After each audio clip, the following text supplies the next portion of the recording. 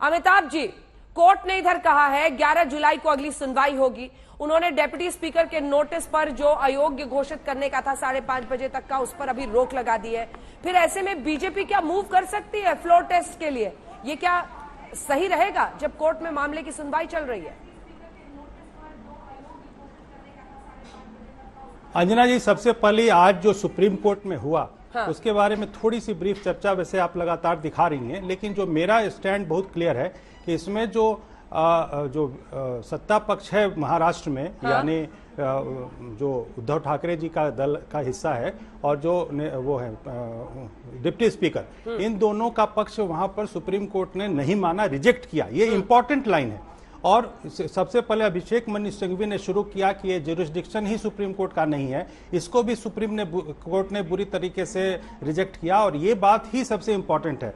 इस तरह से तो जो हमारे शिंदे ग्रुप के लोग हैं जो वहां पर अलग से इस पूरे गुंडा राज के खिलाफ में गुवाहाटी में या जहां भी हैं, उनके लिए एक बहुत बड़ी मोरल विक्ट्री है, पहली बात। दूसरी बात, जब ये स्थिति है वो सिर्फ इसलिए है क्योंकि जो बहुत ही शरारतपूर्ण तरीके से पूरे गुट को उन्होंने नोटिस नहीं दिया था निष्कासन के लिए, उन्होंने दिया था एक छोटे से 17 के लोगों को, ताकि उसमें जो बाकी के लोग हैं वो डिस्क्वालीफाई हो जाए। ये बात कोर्ट के भी समझ में है। और सबसे बड़ी बात क्या है कि अब जो सवाल मैंने पूछा था उस पर आप आ जाएं, क्योंकि आपने बैकग्राउंड दे दिया, ये सब हम अपने दर्शकों को बता रहे हैं। सर, अभी ये बड़ी खबर है सर, इस पर अमिताभ जी, क्या ऐसे वक्त पर बीच में फ्लोर टेस्ट की संभावना बनती है? ये बताइए। इसमें देखिए, फ्लोर टेस्ट एक सेपरेट एकदम अलग मामला है, और उसमें जो ये 39-40 जो भी विधायक हैं जो कि मेजोरिटी में शिवसेना के, वो जब भी चाहें तो फ्लोर टेस्ट के लिए बात कर सकते हैं। और फ्लोर टेस्ट की बात जब होगी तो उसके पहले वो ये भी कहेंगे कि भाई ठीक है, तुम्हारा जो ये वैलिडिटी है डिप्टी स्पीकर के वो भी नहीं है, तो डिप्टी स्पीकर भी बहुमत से चुना जाए, क्योंकि 178 आर्टिकल जो है कॉन्स्टिट्यूशन का, उसमें बहुमत से चुना गया नेता ही वहां पर विधानसभा में स्पीकर या डिप्टी स्पीकर बन सकता है। तो जब वहां बहुमत सिद्ध हो जाएगा इनका, यानी कि यदि जो शिंदे ग्रुप है उसके साथ में जो लोग आएंगे साथ में, वो यदि बहुमत से तय करेंगे कि ये जो डिप्टी स्पीकर हैं उनके पास बहुमत नहीं है, तो नया स्पीकर चुन सकते हैं वो। अभी इसमें कहीं रोक नहीं है, रोक है सिर्फ डिप्टी स्पीकर द्वारा दिए गए उस नोटिस, शोकॉज नोटिस के। ठीक है, परफेक्ट। जल्दी से संजना जी, आपका इस पर रिएक्शन।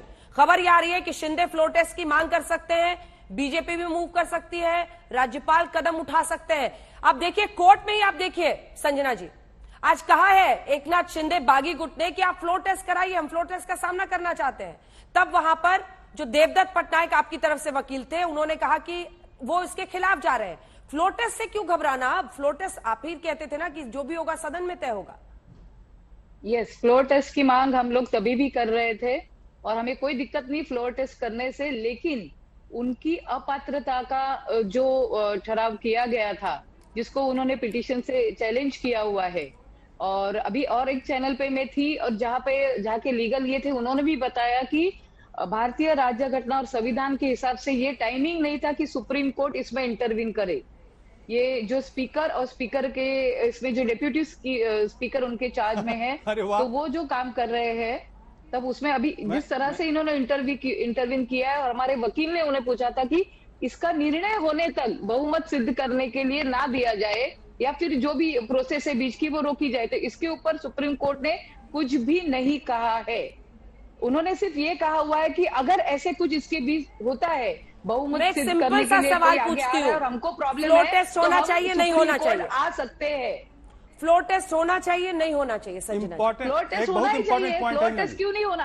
हम तो तभी से बोल रहे हैं कि आप गुवाहाटी में बैठे हो, गुजरात से गुवाहाटी गए हो, सूरत से, भाई आप यहाँ पे आओ, जो बात है सामने करो और सामने वहां पे दिखा दो जो करना है वो। फ्लोर टेस्ट के लिए तो हम भी मांग कर रहे हैं, और वो जब से बोल रहे हैं 47 है, 35 है, 39 है, जो भी है सामने लाओ, करो फ्लोर टेस्ट। उद्धव साहब भी तैयार है, वर्षा हम लोगों ने छोड़ दी, वो तो छोड़ दिया है, जो भी है उसके लिए शिवसैनिक तैयार है, हम तैयार है, 0 से शुरुआत करेंगे, कोई प्रॉब्लम नहीं है सर, कोई दिक्कत नहीं है। लेकिन फिर देवदत्त पटनायक ने कोर्ट में ये क्यों कहा कि अगर ये लोग बीच में फ्लोर टेस्ट की मांग करते हैं सर, तो हम 11 जुलाई से पहले भी क्या आपको अप्रोच कर सकते हैं सुप्रीम कोर्ट को? ये क्यों कहा? तो 11 जुलाई को उसका अगर निर्णय होने वाला है तो उसके बाद फ्लोर टेस्ट होनी चाहिए, ये डिमांड हम लोगों ने किया था, और इसके ऊपर सुप्रीम कोर्ट ने कहा है ना हमें कि आपको अगर दिक्कत है, ऐसे कुछ हो रहा है, तो आप आ सकते हैं सुप्रीम कोर्ट। ठीक है संजय झा जी, आपका इस पर टेक, क्योंकि फ्लोर टेस्ट जल्दी से जल्दी हो, एक पूरी सरकार अधर में लटकी हुई है, खत्म होना चाहिए ये। अंजना जी, आपका प्रश्न बिल्कुल उचित है। फ्लोर टेस्ट होना अनिवार्य है, प्रजातंत्र के हित में है, परंतु इस पर गौर किया जाए कि अभी एकनाथ शिंदे कैंप के 16 लोगों को अयोग्य ठहराने का उद्धव ठाकरे जी की पार्टी ने खुलेआम कहा है कि इनको डिस्क्वालीफाई करना है। जब तक वो नहीं होगा तब तक आप फ्लोर टेस्ट कैसे कर सकते हैं? तो ये जो शिवसेना जी की जो प्रवक्ता कह रही है बिल्कुल ठीक कह रही हैं। सज्जन जी ने सही कहा, यदि वो डिस्क्वालीफाई ही हो गए तो वो तो 2/3 उनको होगा ही नहीं। तो इसका मतलब डिस्क्वालीफाई कहां हो गए संजय जी? आपने कोर्ट की प्रोसीडिंग सुनी है? कोर्ट में आज जो सबसे सख्त टिप्पणी की गई सर, वो टिप्पणी की गई है डेप्यूटी स्पीकर पर कि अपने ही मामले में वो खुद ही जज बन गए और खुद ही उन्होंने फैसला ले लिया। पहले उन्होंने जवाब मांगा है डेप्यूटी स्पीकर से। हाँ, तो ठीक है। तो इसका मतलब कि यदि संविधान के जितने प्रक्रिया को देखिएगा तो उस पर भी सुप्रीम कोर्ट की टिप्पणी आने दीजिए।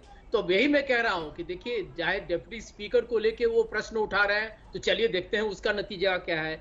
लेकिन ये जिनको अयोग्य ठहराया गया है, जिन पर आरोप लगाया गया है कि उन्होंने अपने ही पार्टी के जो भी उनका जो विप था उसका उन्होंने उल्लंघन किया, इसलिए उनको कोई कानूनी हक नहीं बनता है कि वो शिवसेना है। इस पर भी तो सुप्रीम कोर्ट को कोई ना कोई वर्डिक्ट देना पड़ेगा। उस फैसला के बाद ही फ्लोर टेस्ट हो सकता है। ठीक है अमिताभ जी, जल्दी से इसके बाद मैं आ रही हूँ बृजमोहन जी। ठीक है सर, ठीक है अमिताभ जी, जल्दी से इस पर रिस्पॉन्स। बिल्कुल, वो कह रहे हैं कि अभी तो योग्यता का मामला कोर्ट में है, सुप्रीम योग्यता का मामला है कोर्ट में अभी विधायकों का। ऐसे में फ्लोर टेस्ट पीछे से बीच में कराना ठीक रहेगा? नहीं, योग्यता का मामला तब वैलिड होगा। बिल्कुल अंजना जी, देखिए ध्यान से, बहुत ही बारीक चीज है ये। योग्यता या अयोग्यता तब वैलिड होगी जबकि जिसने भेजा उसके कुर्सी पे वो प्रश्न चिन्ह जो लगा है वो सही हो। जबकि मेजॉरिटी ने तय कर दिया कि तुम अब डिप्टी स्पीकर नहीं बन सकते, तो इसका मतलब है कि मेजॉरिटी वहां फ्लोर में आएगी और कहेगी कि deputy speaker is not proper to hold the house. ठीक है सतीश मान शिंदे जी, मेरा पहला सवाल आपसे यही, क्योंकि बड़ी खबर इस वक्त आ रही है कि शिंदे फ्लोर टेस्ट की मांग कर सकते हैं। जो डेप्यूटी स्पीकर को लेकर, उनकी भूमिका को लेकर याचिका दायर की है बागी गुट ने, उस पर सुनवाई चल ही रही है। डेप्यूटी स्पीकर को कहा गया है कि आप अपने ही मामले में जज कैसे बन गए, आपने क्यों नहीं उनकी बात सुनी। इन सब को लेकर क्या ऐसा फ्लोर टेस्ट बीच में हो सकता है? मान शिंदे, ये मामला जो भी अभी चल रहा है, हाँ, सुप्रीम कोर्ट के दरवाजे तक पहुंच गई है और 11 जुलाई को सबको अपने रिप्लाईज फाइल करना ही है। हाँ, उसके बाद जो भी होगा और स्टेटस को ऑर्डर सुप्रीम कोर्ट ने दी है आज। इसके लिए जो भी कार्रवाई है 11 जुलाई के बाद हो सकती है। लेकिन जो भी महाराष्ट्र में चल रहा है बहुत दुखदायक चीज है, क्योंकि मैं बाला साहब ठाकरे जी को 1986 से जानता हूं और अगर आज वो साहब होते कि ऐसा नहीं होता था, क्योंकि शिवसेना तो एकदम डिसिप्लिन पार्टी है। और पहले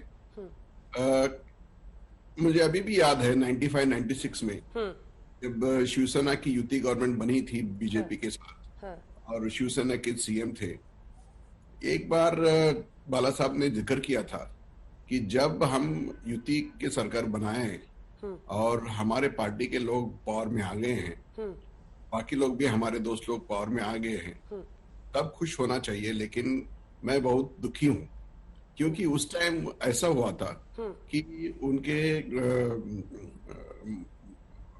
मिसेस ठाकरे जी, मीना जी ठाकरे गुजर गए थे 95 में।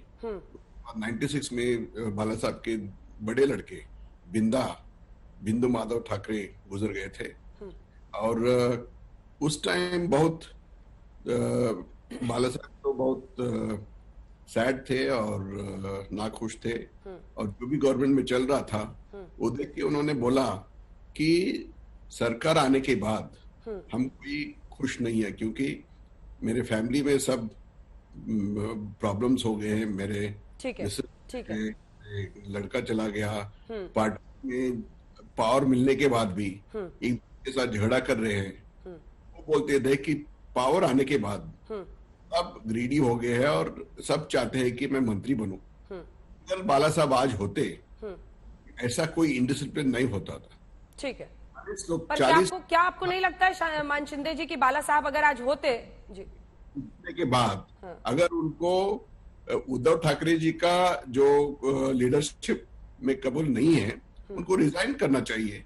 ऐसे बंडखोर करके गुजरात और असम भाग के वहां पे वो सेलिब्रेट कर रहे हैं, पता नहीं कौन सी विक्ट्री की सेलिब्रेट कर रहे हैं। उनको तो पहले आके इधर महाराष्ट्र में फेस करना पड़ेगा पब्लिक को। दूसरी बात है कि लेजिस्लेचर में जाके जो भी उनको पावर दिखाना है अपना दिखा सकते हैं, लेकिन सुप्रीम कोर्ट में जाने के बाद भी कार्रवाई ले सकते हैं, और तो सिर्फ 11 जुलाई के बाद ले सकते हैं।